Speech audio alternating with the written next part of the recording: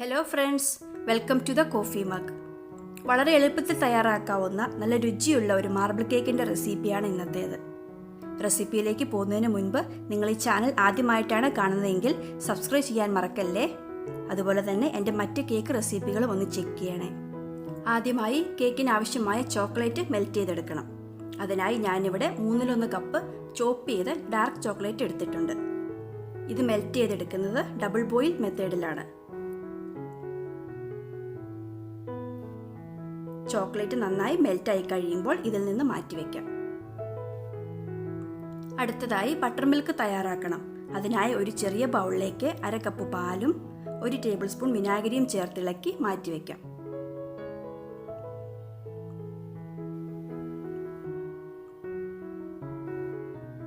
ഇനി dry ingredients റെഡിയാക്കാം.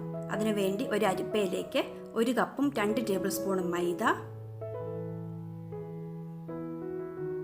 1 teaspoon baking powder, 1/4 teaspoon ഉപ്പ് എന്നിവ ചേർത്ത് അരിച്ചെടുക്കണം.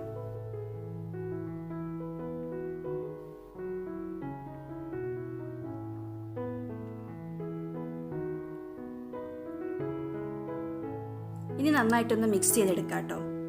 ഇങ്ങനെ 3 പ്രാവശ്യം അരിച്ചെടുക്കുകയാണെങ്കിൽ കേക്ക് കൂടുതൽ സോഫ്റ്റ് ആയി കിട്ടും. ഇനി ഇത് മാറ്റി വയ്ക്കാം. ഈ സമയത്ത് നമുക്ക് നമ്മുടെ ഓവൻ 180 ഡിഗ്രി സെൽഷ്യസിൽ പ്രീഹീറ്റ് ചെയ്യാൻ വെക്കണം.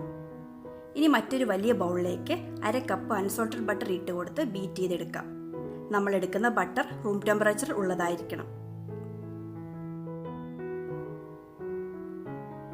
ഇത് നന്നായി ബീറ്റ് ചെയ്ത് ഒരു ക്രീം പരുവത്തിലെത്തുമ്പോൾ ഇതിലേക്ക് 1/4 കപ്പ് പഞ്ചസാര ചേർത്ത് കൊടുക്കാം. എന്നിട്ട് ഏകദേശം 3 മിനിറ്റോളം ലോ സ്പീഡിൽ ബീറ്റ് ചെയ്യണം.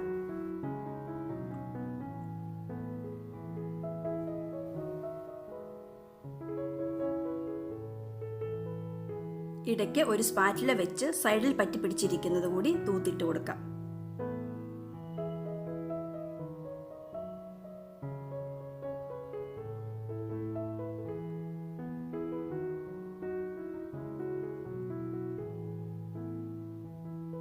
ഇപ്പോൾ കളറൊക്കെ മാറി നന്നായി മിക്സായി വന്നിട്ടുണ്ട്. ഇനി 2 മുട്ട ചേർത്ത് കൊടുക്കണം. ഈ മുട്ട ഓരോന്നായി ചേർത്ത് കൊടുത്ത് മിക്സ് ചെയ്തെടുക്കണം. അതുപോലെ തന്നെ മുട്ടകൾ റൂം ടെമ്പറേച്ചറിലുള്ളതായിരിക്കാൻ പ്രത്യേകം ശ്രദ്ധിക്കണം.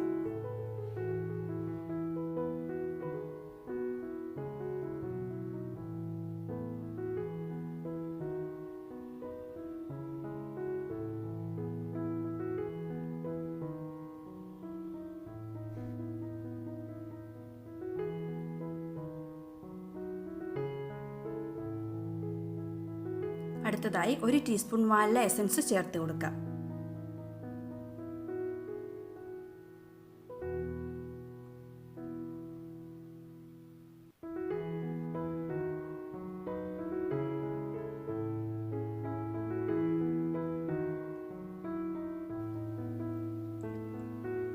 ഇനി നമ്മൾ നേരത്തെ തയ്യാറാക്കി മാറ്റി വെച്ചിരിക്കുന്ന ഡ്രൈ ഇൻഗ്രീഡിയൻസും ബട്ടർ മിൽക്കുമാണ് ചേർക്കേണ്ടത്.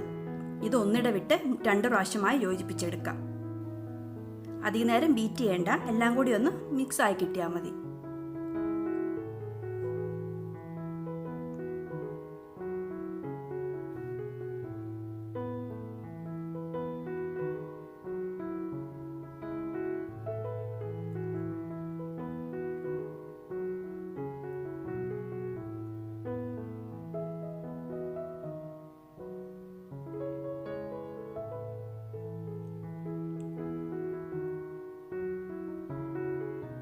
ഇനി നമുക്ക് ഈ ബാറ്ററിന്റെ പകുതി മറ്റൊരു ബൗളിലേക്ക് മാറ്റാം.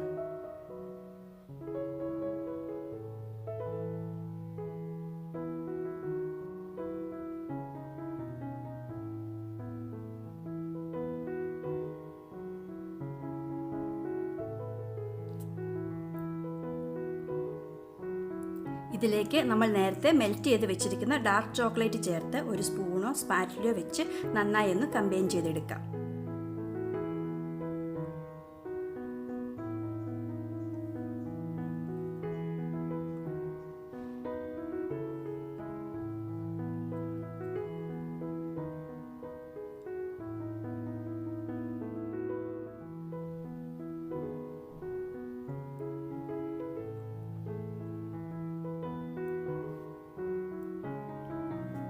ഇപ്പോൾ ബാറ്റർ എല്ലാം റെഡി ആയിട്ടുണ്ട്.